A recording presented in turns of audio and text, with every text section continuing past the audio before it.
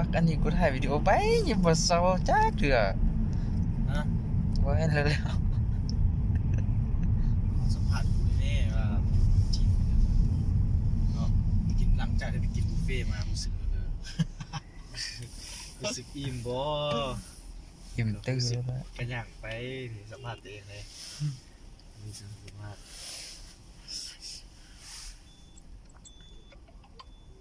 ตอนนี้กำลังท่าไฟแดงเนาะ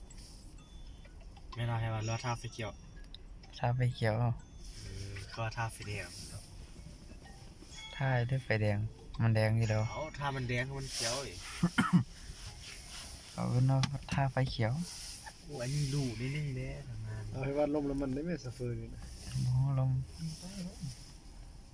มึงเห็นหมอได้ ก็จะได้มันจะได้ตน อยู่พุ่นก็มีฝั่งนั้นก็มี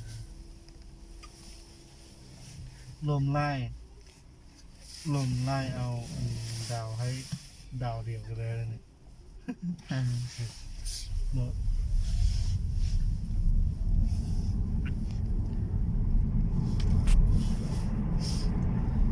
แถวนี้เส้นทางรูได้มึงไง รถวันนี้มันรถไฟฟ้าที่ผมไม่ได้ยินเสียง แม่เปิดมีน้ำมัน มันมีน้ำมัน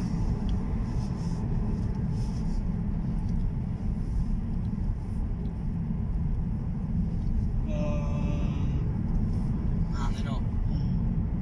ผมรถไทยคูบินแม่คืนนี้ไทยหอไทยคู น้ำอ่ะเนาะ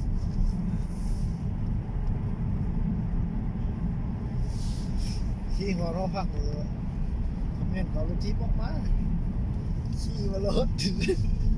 ช่างว่าไปเลย ทองรับก่อนค่อยงอกันไว้ ประมาณตอนนี้จ้าง100หยวนก็ประมาณ ทองระวังแล้ว ลงว่าเว้ยอย่าเห็น จ้างแม่100 หยวนนี่ขี่แท็กซี่ออกมาอีก เอาขอให้มึงคิดดูทีนะกันขี่แท็กซี่มาต้องเลยสลิปเอาไว้จะเหรอ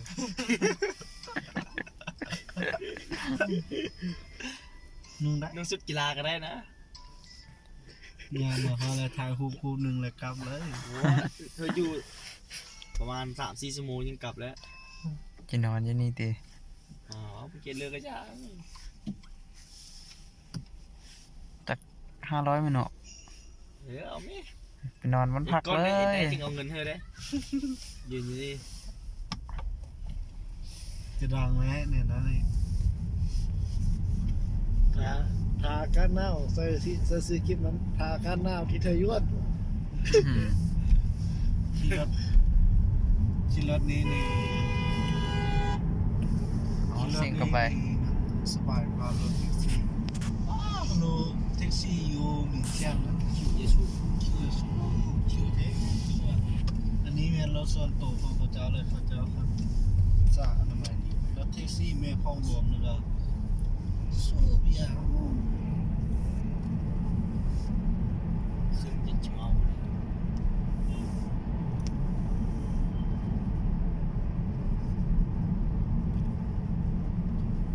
อันนี้มันมา เมื่อกี้เท่าติดปืนพันซีจีหรอ ผมเองว่า ทางบ้าน ผ่านละ อืมจั่ว จากนั้นได้เฟซได้เนี่ย เอา มันได้มาแต่บ้าน ฮะ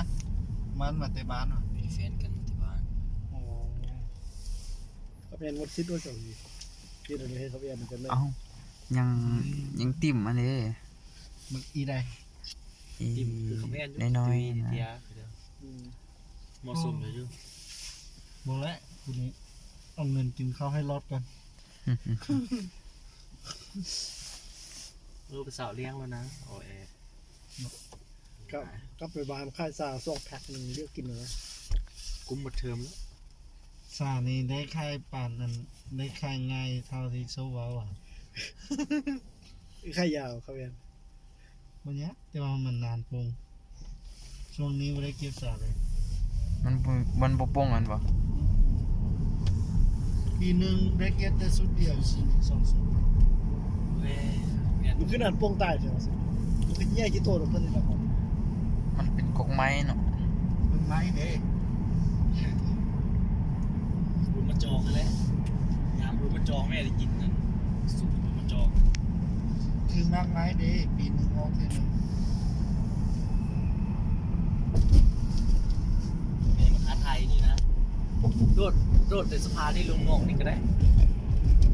บุ้มเท่านี้ไปเลยพันหนึ่งโดดตรงนี้ชีวิตรอด เนาะ ลองไหมจอ เนาะ ก็ลองเพื่อนเลย รถลงไปเราน้ำแข็งมาทั่วปังเลยเราจะคิดเลย ตายเลยแค้นเลยแหละ เพื่อนว่าจะได้ลงดังสุด ได้ไปเลี้ยงตัวขนาดฟาดหน้าน้ำนี่เจ็บโดนลงน้ำบนฟาดหน้าน้ำนี่น้ำแข็งว้าหัวอีกเยอะ โอ้1 2 3ราคาอยู่กำหนึ่งแก้ว ดีเจนของมาเลย บอลถ้าหมวกมาปะไว้ย้ายหมว โอ้ กมาเลย ก็ต่ำกันเลยขึ้นมา มีตามกันเดียว ใช่เราตำกัน กายแล้วตาเจ้าบุดี โอ้ ไปวันท้ายคลิปไว้กันตามกันตอนเขาอยู่รถ เนาะ เขาอยู่กองไปวัน มันต้องเข้าอยู่ในนี้แหละ หมูเขาเจ้าบุได้ทายฟังนี่ ยาวมันเสร็จให้มันตำเดี๋ยวอยู่ด้านเหนือ สุดย แล้ ได้ ว เว้ย เนาะ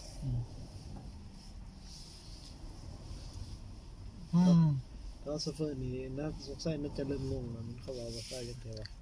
มันบ่งงดอกเขาก็ยังบ่งง ให้มันงงไป เดี๋ยวกูเอามันท่ามไล่กูให้อันนั้นมัน เบื้องหน้าเป็นคนจีนนะ แม่นนะอาจารย์ยังเคยสูตรแล้วเนาะพิซซ่านั้นเจ้าผ่านบ่ ว้า ไม่เคยสูตร มีแต่คอย นี่ คอยครับบุกโจ้ผ่าน นอกนั้นเป็นผ่านหมด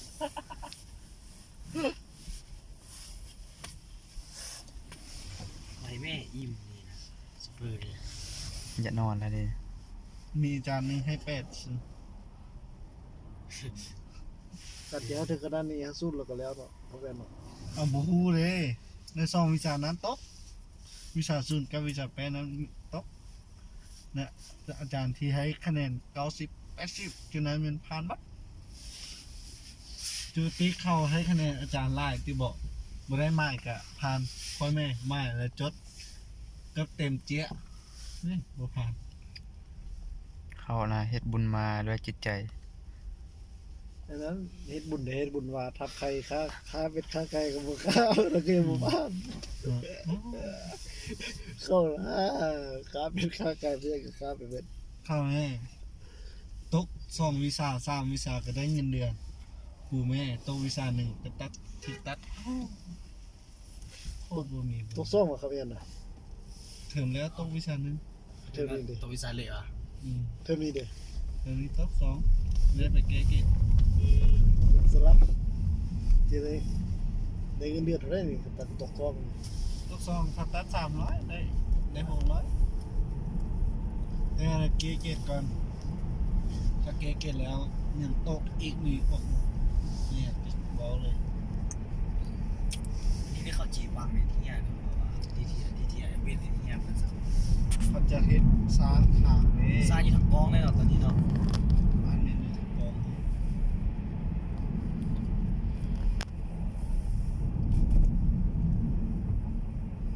好了。那就是右手边这个学校门口是吧？啊，不是去去哪里？西门，西门往前走。西，再往前走是吧？啊，对，往前走，我告啊，诉好的。 นี่ก็ได้เป็นเรื่องเขาได้ 就是前面那个红绿灯，咱们右转是吧？你。对对对。哎， โยกมา เลี้ยวขวา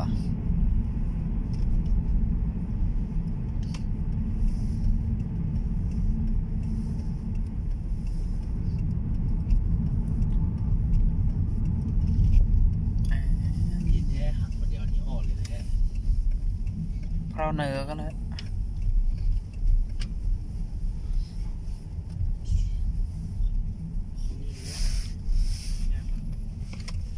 意思还往前走，往前面那个口令。往前还有一个门。意思再往前走，就这里是吧？ อาปู ส่งเอาคันเดียว 发过去了，咱手机支付是吧？